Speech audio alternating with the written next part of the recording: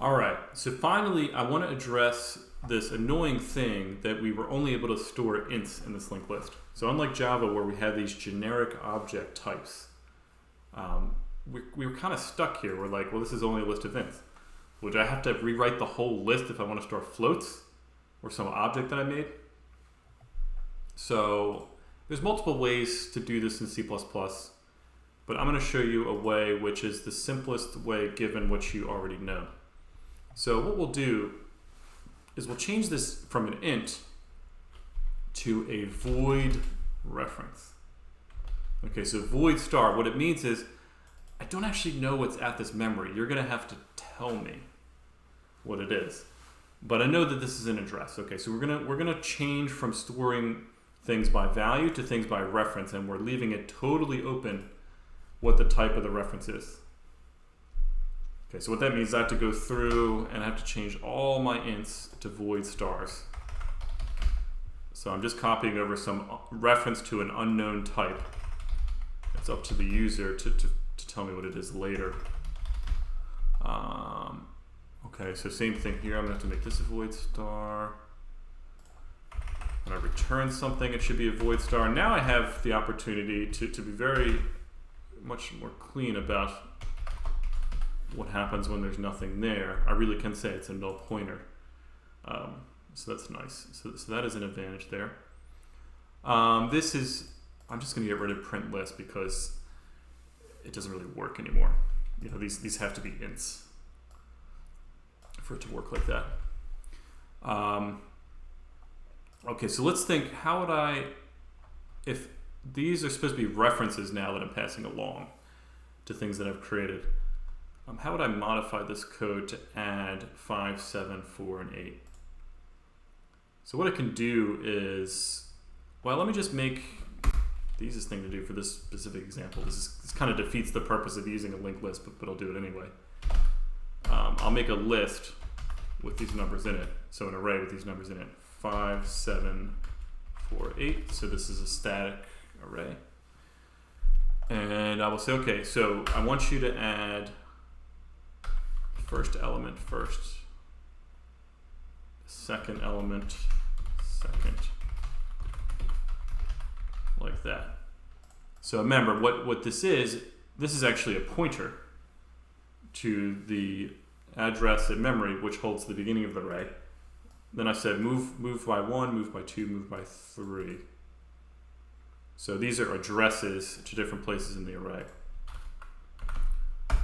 Okay, so this compiles. I just want to show you that you know, same thing. Actually, hang on a second. Am I still okay? This is going to look weird. Actually, it's going to cast the void pointer as an int. So when I run this, I'm just going to see a bunch of addresses. It's saying removing this. It's actually removing the object of reference. Okay, so that's a little weird. So this doesn't really help me as much. It's kind of up to me since I passed along a reference. It's kind of up to me to delete that reference later. But let me just show you. I'll do it manually here. And if you understand this, man, you are set on pointers. So if I say for int I equals 0, I is less than... You know what I could do? Let me do this. I'm going to make a method that tells me whether this list is empty or not. And that's actually as simple as checking to see if the head is a null pointer.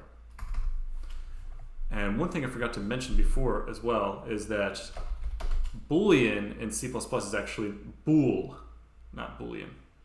So I say bool is empty. And it's empty if the head is the null pointer. So I'll just return head equals null pointer. Okay, so that was just a little side thing I got to show you. Bool, and I got to show you, here's a Boolean expression I'm going to return. Okay, so I know it's empty once the head is null. What I'll do is I'll say while not l.is empty. So while it's not empty, I'm going to remove the item from the beginning. So I'll say int star x is equal to l.remove first. And I'll print it out. So I have to dereference it. Now there's one thing. This returns a void star, but I want an int star here, so I have to actually cast my void star. This is where I tell C++, hey, I know that I left it open, but actually I'm aware that I stored ints there. So I passed along references to ints. So when you return this, cast it as an int reference. Then when I go to dereference it, I can actually use it like an int. Okay. So again, this is a pretty complicated example, but if you understand this, then you understand pointers. So let's run this now. Good. And I guess as I remove them, I remove 5 first, 7, 4, 8. Very good.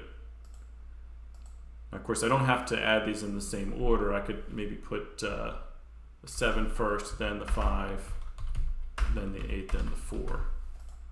So I'm just adding these references in a different order. And then I should print out something a little different. So 7 is actually the first one in the linked list. Then I put the reference for 5, then I put the reference for 8, then I put the reference for, oh interesting, it's putting a 0 there. Oh, because I put +4. Yeah, that's not good. That's actually off the end of the list. So I should have put +2. Okay, so now I get 7, 5, 8, 4. There we go. Good. Okay, so this is how you deal with generic, or one way that you can deal with generic types in your collections that you're making in C++. You can say, you know what, I want you to pass your types by reference, and I'm going to leave it open what they are. So I don't really know what it is, but I can still know that it's a reference, that it's a pointer, and deal with it that way. All right, that's it. So tomorrow we will talk about hash tables, and you'll get started on your next assignment. See you then.